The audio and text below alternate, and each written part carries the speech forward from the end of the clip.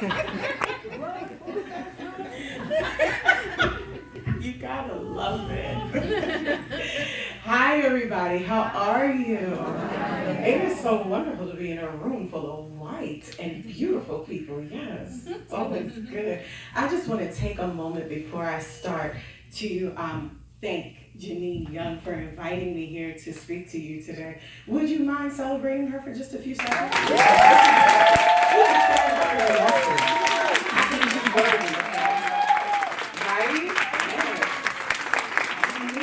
The visionary that she rocked empowerment zone. I love it. I love it. I had no idea that Janine was going to call me to a place such as this because I fought working with women for years. I mean years. And I told God, I didn't just tell myself, like, I don't even like women. Like, you definitely didn't call me to this. And he was like, oh, okay, you got jokes. All right. And so I waited like 15 years maybe before I even decided to say yes. So the fact that Janine decided to do this gives you a jump start because in a matter of months, my yes allowed me to sit on her stage. Wow. And it allows me to actually pour into all of you today. So I guess we will go ahead and get started. The reason why, it was funny because someone just asked me this last week, why do you call yourself a catalyst? And I was like, because see, when I was younger, like even now though, I was a nerd, really geeky. And so when fights would happen, I would be the instigator, and I'd be like, you just gonna let her say that around you? You gonna take it? If I was you, I wouldn't take it. And you know how the fight we start, we would crowd around, that would be me. And so I decided that when I would, be purpose driven, I would incite you to do what you were called to do. You just gonna let fear take you down like that? You just gonna let intimidation knock you out the game like that? Really? If I was you, I wouldn't do it. So, the purpose catalyst. So I get to incite a riot of enthusiasm, of creativity in you. And so that's what we plan on doing today. So when Janine gave me the theme of, posing for your aftershock, I was like, I don't know anything about what I'm gonna say, and this is annoying. And the way that God kind of deals with me is he'll wait until the last minute and just kind of download all these wonderful things. Y'all know about it? Yeah, I saw some head shaking. Okay, great. And so I was like, I don't want to play these games because, these women are ready and I need to be ready as well. And so she was telling me about her vision for the day, and I was like, okay. And he said, purposed and positioned. Okay, well, what are we going to do with this, Jesus? Oh, and by the way, I am an unrelenting, unashamed Christian. Anybody else? Yeah. So you will hear me reference God. If you coach with me, you'll hear me reference God because you cannot have purpose and not be given it from the creator. Yeah. So I just want you to know. So you'll hear that. I apologize. I don't apologize. No, I don't. I just feel bad for you if you don't like her. All right. So I want to get started, and I usually start with definitions because I like for us to all be on the same page, and so we can all then move forward collectively. And so, granted, I know what purpose is. It is the deposit of an investment from God for you to do something and help people succeed. That's my definition of purpose. You can take it, you can hashtag it, do whatever you like, social media. I'm good on it. But Webster's defines it as something else. And it says, have as one's intention or objective. And I got really excited. And it was probably like the preacher in me that got excited because I was like, yes, I can rock out with this. This is Jeremiah 29:11 all day. Yes, we're here for it. But then I love the synonyms. It said intended, to have intention, meaning, aim, plan, and design. You mean God designed me to do this? He had an intention for me to work with Janine, to talk to you today. He had an objective to get this across. See, I am a little different. Things that would scare most people don't really make me afraid. So he intended for me to come today and dismantle fear and people pleasing. Yeah, that was his intention for August 2017, and I didn't know. I'm grateful for it, but he intended this even before I was born. So it prompts me to ask a question: what did he intend you to do? And are you doing it? See, it's a big thing to know and then not walk in it. And you guys can talk back to me because it's like we're having a good girls chat. Don't leave me out here by myself. And then I looked at positions and what that meant. And for me, it was, being in the right place at the right time and being equipped and ready.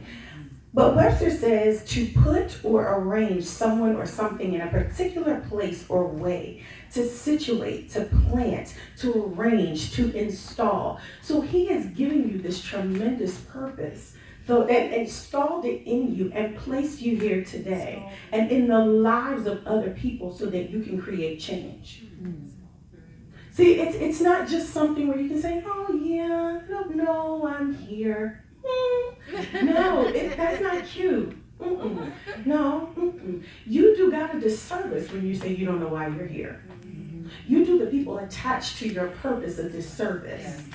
And so you have people walking around that need you and you're oblivious to the exact notion as to why you are here. Like, does anybody have other people just kind of attract to them? They're attractive. They kind of follow them around. You don't know where they came from, how they got there. It's like Nat at the family barbecue. They're just flying around everywhere. Anybody? No? Anybody? Yes. Thank you for raising your hand because everybody was not.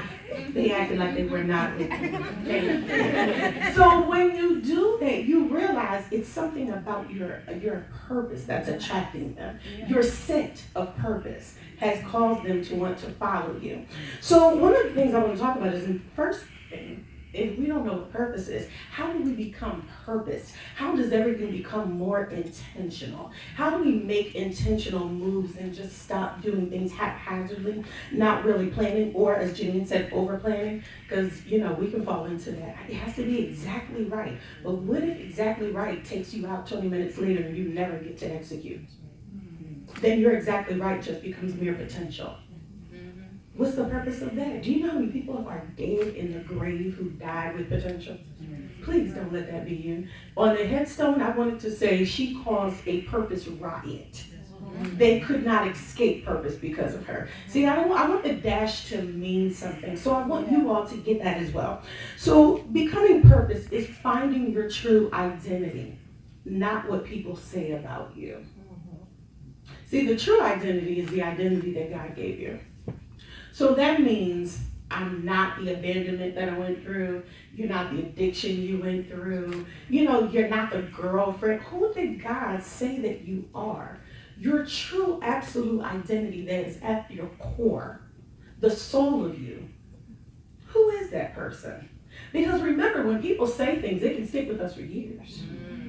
People can say, oh my gosh, she's never going to be anything. And in the back of your mind, while you try to succeed, to be everything, you've been sabotaged by their word that says you'll never be anything. And because you've never dispelled it, you've never disavowed it, you came into a relationship with that thing and it just started to grow and plant weeds, and then you had trees, and then next thing you know, you stopped.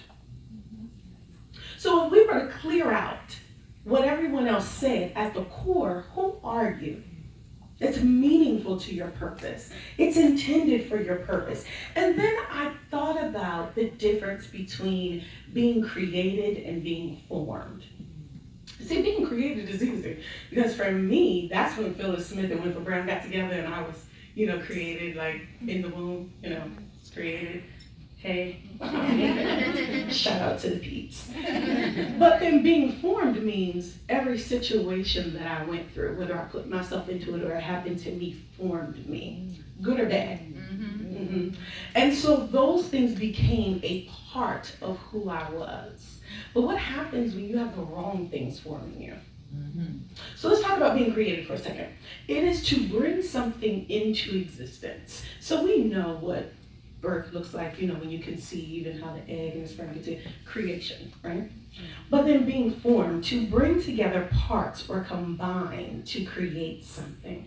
So what parts of you are combining to create your purpose, to form the way that you do things? And Janine was like all in my talk this morning, I want to say, ma'am, you don't need me because you have already done it. And so I was gonna sit here and just give you a way, but I guess I should do what I was called to do. And so I thought about what being formed meant and the parts that really connected to who I was. So as a child, I felt a lot of rejection being formed to who I was. I was the big hit kid. Like my brother and my sister are like tall, they're athletic. I'm the like fat, stumpy kid who was the nerd. So I had to help my brother and sister with their homework. Nobody else had like younger siblings and help with their homework. You know what I mean? I wasn't the one. So they had basketball games. I was doing homework. They would be outside playing all types of things. I'd be looking out the window. No, not gonna do that. Because that wasn't who I was. So the things that I heard started to form this person who was okay with being rejected. And so thereby, I rejected purpose. So when Janine mentioned the thing that you struggle with the most, I struggled with women the most. I hated them. I detested them. I did not want to be bothered at all. Like, had more male friends than anything. So it was like, they're just too much trouble. So do you see how it formed this world that was not supposed to be? Because if I should be able to get along with anybody, I should be able to get along with Joe. No, because we're same. Might look different, but we're same. So we should be able to have the inside scoop on each other. Make sense? So what I want you to realize is what is forming you today. And so I'm going to ask a lot of questions because I want it to resonate. And I want you to start thinking about this. What is forming you? And think about it from a school perspective. When you're in kindergarten, you learn different things. ABCs, how to read, first grade, you learn more, and it starts to form your knowledge of education. It starts to frame your world. So what is it that you've allowed to implant itself in your environment, in you, that needs to be uprooted today? Or things that you really need to fertilize and let grow even more? The second thing is, your purpose is not a democratic process. People don't get to vote on your purpose. See, they didn't make you, so they don't get a chance to raise your hand. No, I don't think you should do that. That's not it for you. Did you hear from God on it? See, as far as I'm concerned, because he created me, he knows what the purpose is, so I have to do what he says. Absolutely. And that's where my obedience and my loyalty lies. And so that's important. You let people vote on what you're called to do, you're telling them they have more power over you than God does. So you literally make them your God. You bow down to them. You begin to worship them. Because they already told you who you are and what you do. I did. Right. Talk back to me here. I'm trying to tell you, I did it too. I mean, we all fall prey. Somebody said, no, you're not ready for that promotion. Hell, you know. Promotion comes from God. Not from me, so what? That means it don't come from you. You can have a hookup. You can be the plug. But I'm just saying, make sure it's God. Okay? All right, great. So, purpose is not a democratic process. You're probably going to get mad at this moment. And I'm okay with it. Handle it appropriately.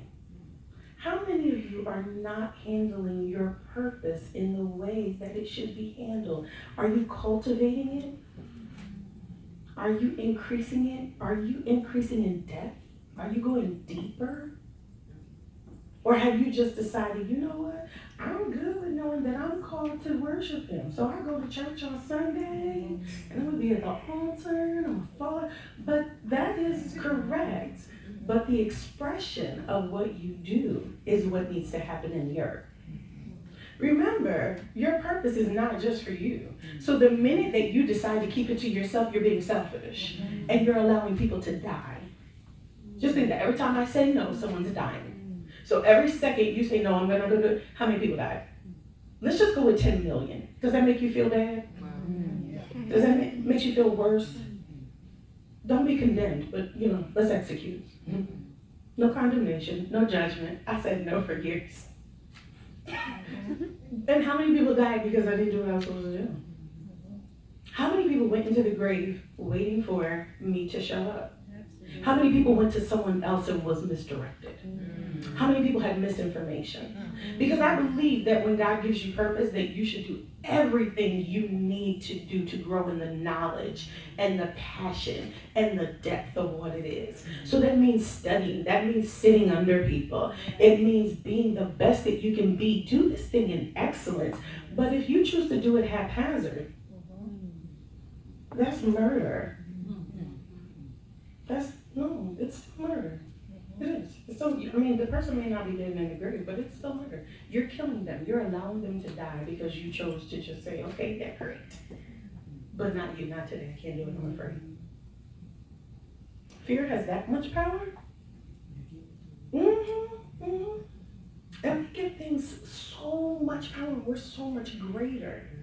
May I just pose this question to you? Is if you really are, now we talked about being a Christian, and I saw like multiple hands, at least 3/4 of the room. So if you allow fear to be greater than you, what does that say about you being one of God's women? It's like a slap in the face. It's like my dad being rich, and I had everything at my fingertips, but I cut the fool intentionally all the time because I choose not to recognize the value in my name. That's what you do every time you tell fear and intimidation that you have way more power than me. Or every time you say, I'm not worthy enough. We're not. But grace is good enough for that, right? It's good enough for that. It'll take care of that. And every time you tell somebody you're not good enough, where did you get that from? How did that become a part of your DNA? Because as a kingdom citizen, surely you're good enough. Surely you are. Next, who's waiting on you? And I touched on this briefly. But could you think for about just maybe 5 seconds? I'm sure you could name 5 people that are waiting on you to show up. The people that call you all the time, asking you questions, and you're wondering, how do I know these answers? The people that email you and say, do you know how to? And you know where to direct them. And really, all they're saying is, can you please show up in your authentic self so you can teach me how to do what I'm supposed to do? Because I'm nudging you and telling you this is your purpose. I'm telling you that not only me is waiting for you to show up. So can you really get it together? Like, can you wake up tomorrow? Can you wait right now? Can you just really make the move? Because they're nudging. They're probably tapping you on your shoulder. They're eating lunch with you at work. They're calling you on the phone. You're watching Love and Hip Hop together, Real Housewives maybe. No, okay, no reality show. Oh, I'll watch it. I need to know what not to do. That's why we have the power move. Because then we probably wouldn't have the Real Housewives and Love and Hip Hop. Speaking of democratic process, one of the things I want you to think, and I don't want to make the mistake of you thinking that nobody can check you. That is not a Sheree Whitfield moment for who gonna check me, boo. That is not how this works. Okay? What I do want you to have as we talk about being positioned is, I want you to have a quality squad. Hashtag squad goals. Mm-hmm. You know those people in your corner that'll check you? Yeah. That will tell you, girl, sit down. You know that's a mess. You know the ones that'll say, come on up a little higher. Or when you get there, they'll be like, that's it. Come on. And maybe they don't say it as nice as that. Ding, ding, ding. My sister does it. Portia, raise your hand, please. Just raise your hand. Shout out to the people, my sister. So we were having, and Miss V in the back is like, yes, I do. I tell her frequently. Yeah. But you need a squad. To be positioned correctly, you need people around you that can help you play the game. How was the last time you saw a basketball game and there was only one person against a team of 5? You have ever seen it? No? I mean, a one-on-one, we can, go to the hoop. Even a 3-on-3 at least, maybe. One-on-one's usually practice. We're going to see what you got before they get all their people together and then you got a whole tournament happening, right? When was the last time you thought you could do this all by yourself? See, in order to be a part of a kingdom, you have to realize that there is community around you. People that can see things that you can't see. So you need those people that can correct you. The people that will push you. The people that will tell you, wait a minute, Why would you think that way? Being positioned is about more than just being in the right place at the right time. It's about making sure that one, you embrace your new identity as the superhero you are. See, I'm a movie watcher. I love a good movie. But one of the ones that I love when it comes to purpose and moving from potential to purpose is Superman. We know talk about Superman, right? Okay, great. Thank you. Come on. You know about it. Come on. So when we talk about Superman, Clark Kent, was he not nerdy? Was he afraid of everything? He never told Lois Lane that he liked her. In love with this one, stalked her. But he was so afraid. But then somebody would call. He would get the signal. He would hear about the trouble, and he'd go into the phone booth. It was old school when he did the phone booth. Yes. You remember the phone booth? I'm not saying you, I'm just saying how you like phone booth. Girl, you're good. Talk about old level. You're seasoned and mature. Love it. Okay. So anyway, back to the phone booth. So he would go into the phone booth and he would put on the identity. Do it again. Show them what it is. Yes. And he would boss up on this trouble and he would act like, oh no, you don't have nothing on me. So as you become positioned, I want you to embrace the new person that you are, because to these people, you are their superhero. They couldn't get out of this without you. Right. It is your God-ordained knowledge and wisdom that is helping them move through this. Because before you, they were stuck. Before you, they didn't know. So now what you do is you bring your cape in the game. And you say, now how can I help you? And then you help to the fullest extent. Superman didn't leave until the person was saved. So you can't just leave them, you take them out of the burning building and leave them on, the concrete right in front of the building for it to crumble on them. That's not enough. You have to take them to where there's safety. So you have to embrace your superhero. So I want you to think about who that is, because for everybody, it may not be Superman. It could be Catwoman or something. I'm not sure. It could be Superwoman. I don't know. But make sure that you grab your cape, put it on, and wear it proudly and boldly. See, the one thing that I found when you start walking in purpose, the darts of intimidation become stronger because you're just not, as Janine said, getting women together. There are things that you are dismantling. There are things that you are breaking down and moving them out of the way so that people can move. So when you realize that this is more than just helping someone start a business, it's more than just helping them be a better mom, it's more than helping them have etiquette, you are breaking generational curses. You are causing poverty to leave and be eradicated. You are speaking to them and changing their mindsets about wealth. And not just wealth for them, but generational wealth. So you have to kind of move your mind. It's not just enough for me to move with the same mindset. You have to also move your mindset as well. Your perspective has to shift. Because if it doesn't, you still won't play the game the way that you're supposed to. It still wouldn't work out for you. Next, find your voice. And Janine mentioned this so eloquently. Your authentic voice. You don't need to do it like anybody else. That's right. The way that you do it is for your people at the appointed time, and they will love you for it. That's right. Because nobody else will keep it real like them. Nobody else will be nice like them. Nobody has your skill and your savoir-faire like them. So they could go to Coach ABC, or they could talk to you about etiquette, but if they're not the right person, it won't fit. And you'll know it. The transition will be bumpy. Things just won't mesh. But when you get the right people and you start speaking the way you were designed to, remember the way you were formed to, when you got rid of all the clutter, the way that you were positioned to, the way it was installed in you, then you'll find that people will be even more attracted to you. I think this is probably the biggest thing that we kind of fall prey to is watching our mouth. What are we saying out of our mouth? Yes. What are you declaring? Every word that you speak has the power to be created in the earth. Yes. Every word. So the minute that you say, I am not, you are causing that thing to be planted inside of you so that you can't. so that you never will be able to until you push that out of the way and you say, oh no, I am the purpose catalyst. Oh no, I am the success pusher. See, you have to realize who you are and start speaking it. And the things that you want to be, I want to be wise in business dealings. No, study it. And then once you start saying, I am wise in business dealings. I'm a woman of power and integrity. You are. So your I am has power in it, and it starts to create the life and the mindset that you want. So the minute you start telling me, I'm so afraid, you allow fear to take your cape.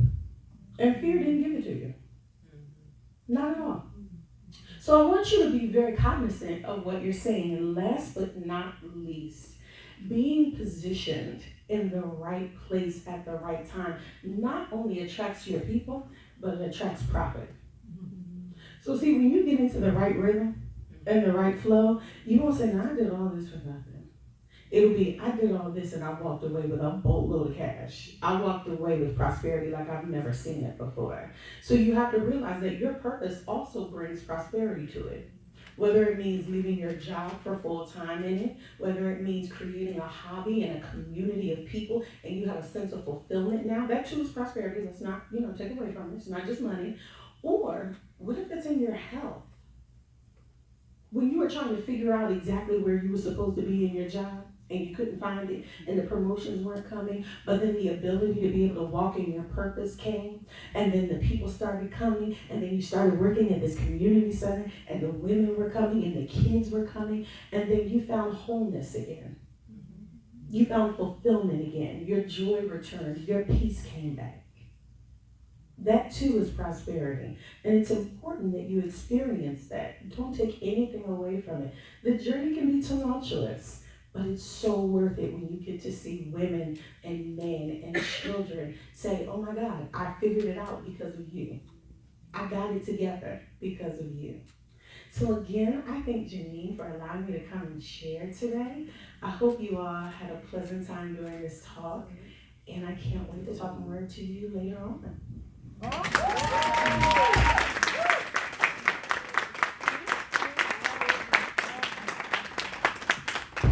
my God. How many of you enjoyed that? So many nuggets from that. At this, let me tell you, when I was planning this thing, I really waited way off. Way off.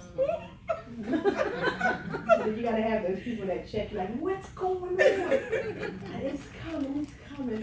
But I waited so long because it was like, I just didn't know, like, okay, what do I want to do? I knew what I wanted to have another speaker. I wanted to have two speakers. And I knew what the topic was. And I didn't know Kim. I didn't know her. We were Facebook friends only because a lot of times when you belong to a lot of the business groups on Facebook, you're kind of friends with a lot of those different people, and we were friends. I don't know how, we were just friends. I wasn't looking for her. I happened to, she was on my timeline, and I was just scrolling, and I said,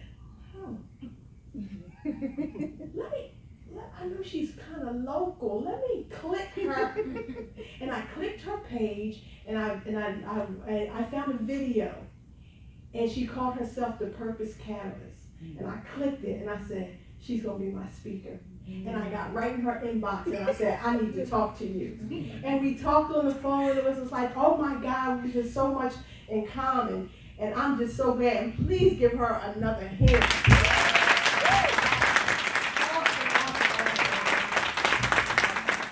At this time, we are going to have some lunch.